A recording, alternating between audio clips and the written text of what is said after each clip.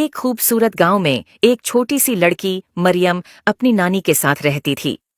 मरियम का दिल हमेशा ख्वाबों और जादुई दुनिया में खोया रहता था। एक दिन जब सूरज गुरूब हो रहा था और आसमान रंगीन बादलों से भरा हुआ था, मरियम अपनी नानी के कमरे में गई। वहां उसने दीवार में लगी एक चाबी देखी। मरियम ने जैसे ही चाबी निकाली, वहां एक नर्म सी रोशनी चमकी और एक जादुई शीशे का दरवाजा बन गया। मरियम ने हैरत से अपने हाथों को दीवार के पास ले जाकर देखा तो उसका हाथ दीवार के अंदर चला गया, जैसे वो पानी में हाथ डाल रही हो। जैसे ही मरियम ने हिम्मत जमा करके आईना के अंदर कदम रखा, वो एक जादुई दुनिया में पहुंच गई। ये दुनिया ख्वाबों से भी ज्यादा खूबसूरत थी, जहां हर चीज चमकती और रोशन थी। अचानक मरियम ने एक परी को देखा जो उसके सामने आकर उड़ने लगी। परी के परों पर सुनहरी चमक थी और उसके चेहरे पर एक नर्म सी मुस्कुराहट थी। परी ने अपना नाम सोना बताया और कहा कि वो इस जादुई दुनिया की मुहाफिज है। सोना ने मरियम से पूछा, तुम यहाँ कैसे आई?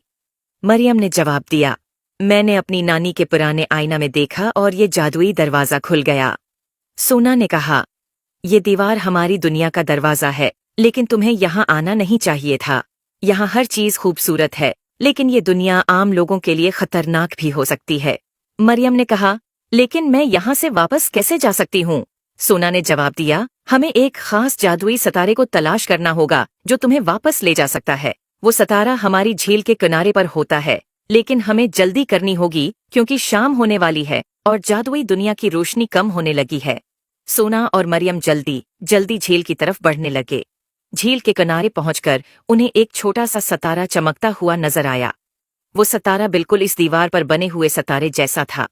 सोना ने सितारे को उठाया और मरियम को दिया। सोना ने कहा, ये सितारा तुम्हें वापस अपने दुनिया में ले जा सकता है, लेकिन याद रखो कि जब भी तुम्हें जरूरत हो तुम इस आईना की दीवार से जादुई दुनिया में वापस आ सकती हो।